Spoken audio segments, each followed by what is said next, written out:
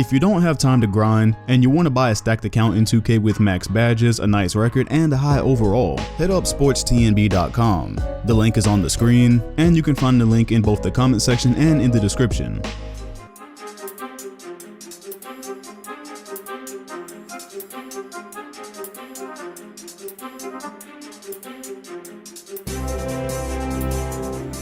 Oh man, nostalgia is absolutely doing a number on people with this one. It's just now been 2 years since I made an in the moment video on how NBA 2K17 was the worst 2K ever, and right on cue, here we are with it supposedly being the last good 2K. This is literally a cycle. Okay, well look, there's two types of people that played NBA 2K17. The ones that were on the park 24/7 against human opponents, and the ones that were offline struggling with the alleged improved AI. And judging by the memories that I've seen, that totally dominates the perspective of this iteration of 2K. So where does that leave it in the rankings? Well, that's what we're gonna find out, where in this series, we rank 2Ks based off their presentation, graphics, gameplay, and features with as little nostalgia as possible.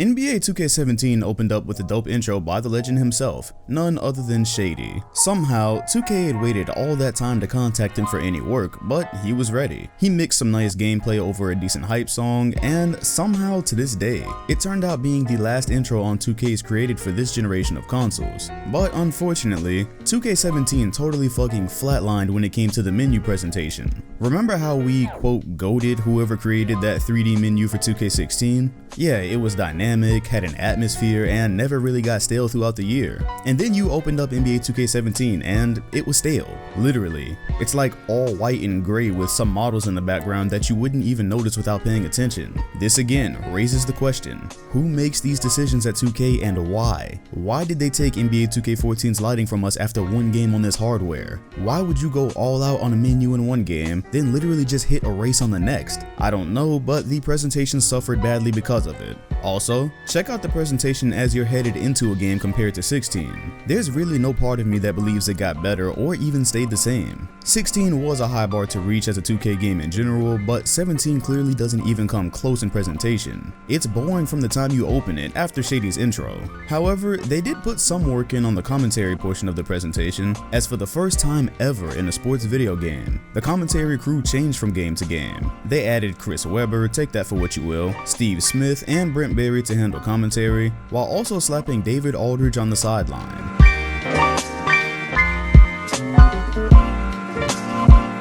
It'd also be difficult to say the same of these horribly animated timeouts, where your coach would use dialogue from a real-life game to instruct your team.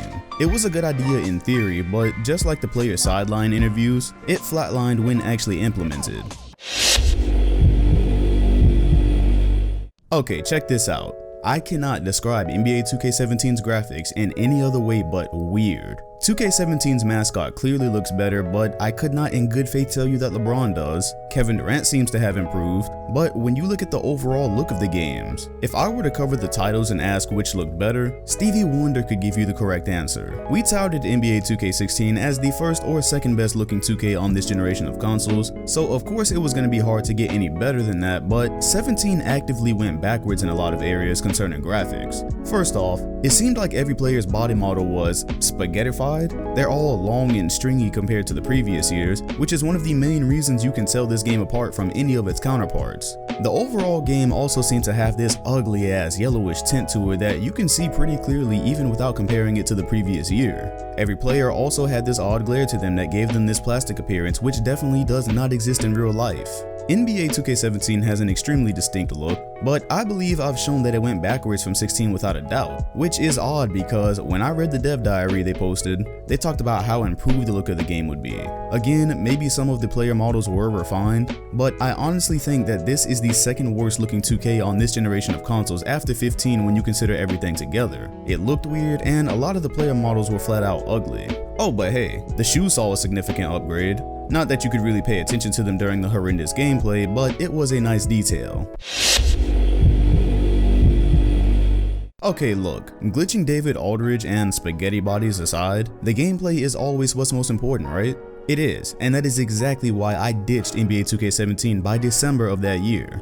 Being the offline player that I was, this game's artificial intelligence was absolutely unfucking bearable, and I don't plan to ever let anybody forget that. If you were like me and you like to play competitive My Leagues, then you were just shit out of luck that year, because whatever changes they made to the AI totally broke what they had in 16. I vividly remember the CPU just standing and dribbling in place for like 20 seconds at a time before putting up a terrible shot because the offense never even made a good attempt to get into its set. Superstars really didn't play like themselves. You could easily be up by 20 on the computer because Steph Curry wasn't even attempting to do anything creative, making it so that you didn't have to worry about the defensive side of the ball. Oh, and before we even get into that, let's get to the glitch. You remember that double team issue we started the year with in NBA 2K20? That was literally born in 2K17. It was the first time I'd ever seen it. The video is still up where I was playing with the Rockets, and I damn near dropped 30 assists with Tracy McGrady because the minute he crossed the half-court line, the AI sent a useless double team his way while leaving somebody else wide open under the basket.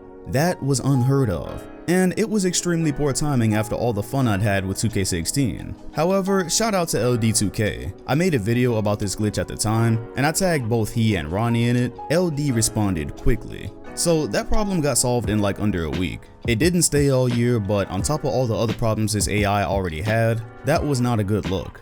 And that also never changed how horrible the AI was throughout the year. There's whole videos out there documenting the issues, which is why I can't believe anybody calls this the last great 2K. They weren't just every year gameplay issues, no. They flat out made offline play undoable if you were trying to enjoy yourself at all. Off-ball AI teammates would often just lose track of their man as they cut to the basket, allowing for easy points and extremely unrealistic results by the end of games. Defenders would routinely just forget how to rotate, giving literally anybody easy looks at the basket. Defenders would be stuck in walking animations until it was too late for them to actually defend a ball handler. Defenders would just glitch on off-ball screens. Almost anytime there was a fast break, slashing superstars would pull up for three-pointers when their feet weren't even set. I could literally write a short story on everything that made 2K17 feel like a child's game, even when playing the CPU on Hall of Fame difficulty. But to sum it all up, they just did not play basketball correctly. And again, I don't mean like, oh, my teammate just made a mistake and I'm pissed. No. It literally felt like you were playing online against a 7-year-old who just grabbed 2K for the first time. And if 2K ever has anything, it's usually an extremely challenging Hall of Fame computer. I don't know what it was that the devs implemented during this iteration that caused the AI to spaz out, but it totally took the sense of challenge out of the game, which was actually why for the first time in my 2K playing life, I went back to playing the previous game for that year.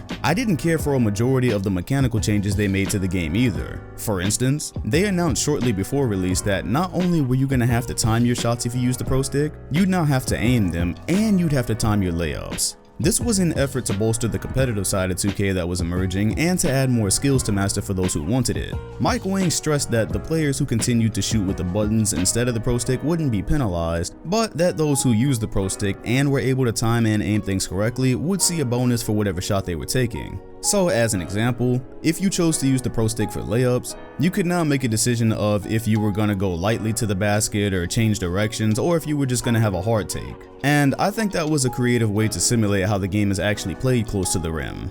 They also announced that there would be no more missed green light shots because whose fucking idea was that in the first place? The shot meter is probably subjective, but I think most people liked it. It seemed like it was the easiest to time and very satisfying to green as well. The fact that they've given us that option in later 2Ks pretty much support that this was probably everybody's favorite shot meter. But the most important thing to happen to the gameplay was how they changed dribbling. This is a series showing us how 2K evolved and how we got to where we are now, and 2K17 was very important in the dribbling category. So in NBA 2K16, they bolstered their size ups, which were animations that would trigger when you press certain buttons. In 17, they cut the animations up so that you would have to trigger the moves individually, and that gave you freedom to pull off different combination of moves, especially in MyCareer. So now you could do something like a Steph Curry size up into a Jamal Crawford behind the back as opposed to a one-track animation that triggers when you just press one button. But then you took a break from all these mechanical changes and you headed off the floor for a timeout, and you probably just thought to yourself, bro, this is too much. The presentation with the coach dialogue was bad enough, but then this godforsaken timeout menu. Who approved of this alien spaceship technology? Now, their attempt was to give you control of every little detail, but it was just way too much jammed into a small area with only 30 or 60 seconds to figure it out. Trying to make a simple substitution for one player was like calculus. This will forever be dubbed the Antichrist of virtual basketball coaching. All in all, 2K17 had its legs cut from under it in terms of gameplay. If you were offline, it was quite possibly the worst 2K you'd ever played. If you were online, it was still trash because although you were playing against live opponents, the AI made whatever mistakes it could depending on the decisions it was left to make. The only place this gameplay could have even been decent was in the park, and that's where a bulk of the fond memories of this game seem to come from. Okay, we talked about this on Twitch because I stream on Twitch, by the way, twitch.tv/dom_2k, link in the comment section and description. What in all the universal fucks is a president of basketball? Who sat down and said, hey, you know what'd be great? Let's get Michael B. Jordan and let's have him be a part of this duo we call Orange Juice. They're gonna love it. Oh, NBA 2K17's MyCareer story is so cringe. The cutscenes you watch are so cringe. That little animation that happened whenever you and your buddy would have a connection play was oh so cringe. Whoever was greenlighting these stories from 17 and 18, please give them no involvement in the next generation of consoles. But anyways, the stories don't speak for all of MyCareer, although they often make up the worst parts, so we don't ever really bother digging deep into them. Just know it sucked. The player creation was changed yet again, as this year the focus was on what type of player was being built rather than just the position. All 10 attribute categories were capped based on your archetype, as opposed to the 6 in the previous game. And of course there were the badges that could be applied and they were specific to your build. On top of all of that, there was a revamped jump shot builder, giving the player total control on how they'd shoot a basketball from the gather, the release, the form. It was a pretty nice addition. With that player you created on the court, for the first time ever, you were able to utilize dual player controls with Killmonger. Your connection off the court affected the things you could do on it, and eventually that led to you being able to control him entirely. Not sure who really liked that feature, but it was brand new to MyCareer and I guess it was a nice experiment. The off-court AI was revamped to give your player even more opportunities based on how you spent your time. So if you were cultivating relationships with different players around the league, or you were favoring a certain company with endorsements, your future aspirations would be affected by the sum of your decisions. You were also given more control of those decisions based off of how you interacted in text messaging, which had now been updated to allow you to actually choose how you would respond, which would in turn affect the outcomes. Live practice was expanded to give you more ways to improve, and so was MyCourt, as you could now be visited by players from around the league that you built relationships with. This is still a pretty cool feature to use today if you play MyCourt with your friends. MyCareer Offline was really just expanded on features from NBA 2K16, and it's really hard to say that's any different for the online portion. I mean that literally. They took the courts from NBA 2K16 and, wait for it, made it nighttime. Alright, so there's this old saying that if it's not broken, then just don't fix it.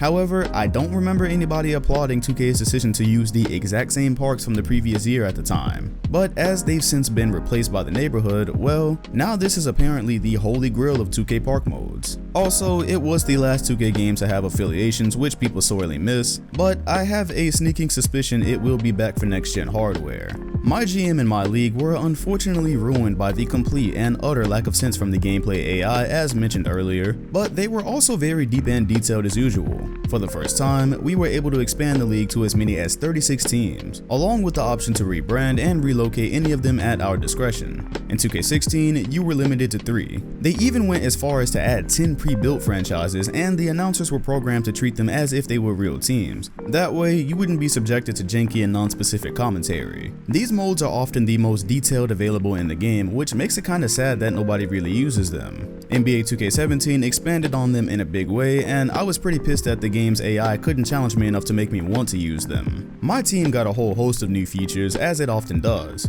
New gym levels were introduced, dynamic duo cards for users to pair, free agent cards which I'm not sure anybody has really ever liked, but they are helpful starting off, Hall of Fame badges, card collection rewards, and the Gauntlet mode had adopted the new Blacktop court, which we'll be chatting about momentarily. But amongst the changes there were the details to how players were actually selected in the mode. The road to the playoffs that had been around since the PS3 saw its demise, and in its place rose MyTeam Online. From the way it was described, it sounded a lot like Play Now Online, only with each league that you advanced to there were prizes to collect that weren't just trophies or VC. There were other small tweaks here and there, but 2K17 did play a big role in adding core features that we still see in MyTeam today. Play Now Online was left exactly the same, which was a major L, and finally, the Blacktop. NBA 2K17 ruined Blacktop, point blank period. We've had this same exact court since the release of this game. We've also had these same exact shirts given to the ringers and ballers. In the older 2Ks, the blacktop courts were outside in the sunny settings, which often showed how great the player models actually looked. Not only was that taken away here with the night mode, but giving them all the same shirts also made it confusing as to who was actually who.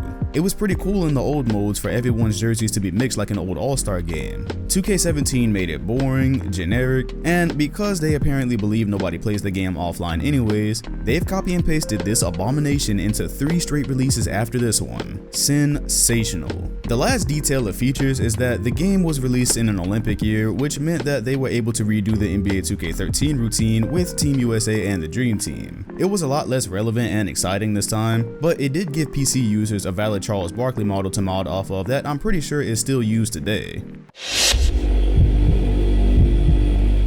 Alright, it feels like we've done all the important groundwork in being able to place this game appropriately. Presentation gets a 4, not only because it was boring, but because it was a downgrade from 16 in each and every way. I really cannot stand when something is so great one year, then just inexplicably goes backwards in the very next release. So presentation deserves this harsh ranking. Graphics are gonna get a high 5, well, a low 5 really.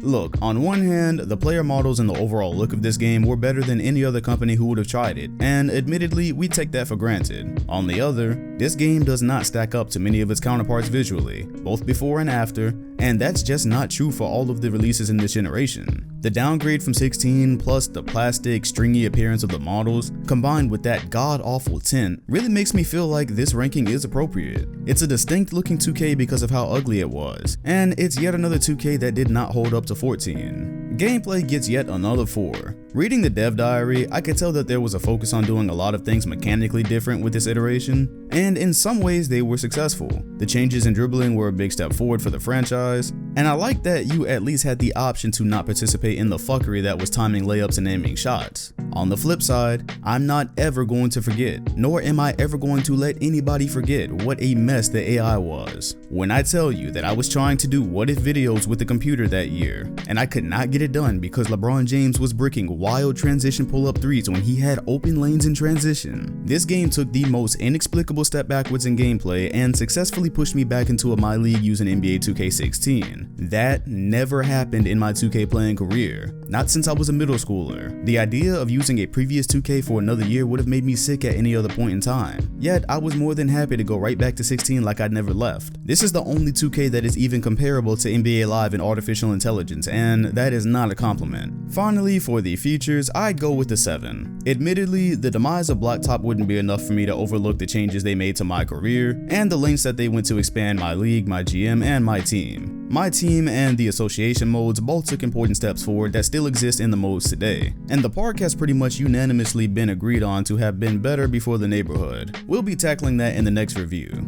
Yet, features are never going to define a game by themselves, which leaves NBA 2K17 with a grand total of 5 points, making it the worst 2K in our rankings so far. Hold up, let me check. Yep, still accurate. The video I made 2 years ago when it was the main 2K we were playing dubbed it the worst 2K of all time, and I am happy to see that after this review my feelings remain unchanged. When we rank these games, we try to rank them from our perception at the time we were playing them. Today, people call it the last good 2K, seemingly based off the fact that it had park affiliations, but based off of the artificial intelligence alone, which is basically the most important factor in any mode that involves computers. Its gameplay couldn't even hold a candle to any of the games released after it. However, that's a conversation to have as we put those iterations up on the board, which we now only have 2 left. So you may now proceed to crack your jokes about how you're not going to see any of those videos for 6 months. Feel free to do so, especially if you're going to come visit me on Twitch. I am going to mention that I stream on Twitch every single video until 2020 because people keep popping up in my chat saying they didn't know, so if you watch my videos there's no way for you to not know. The plan is for this video to have been released on a Wednesday, so I will be streaming tomorrow, which is a Thursday.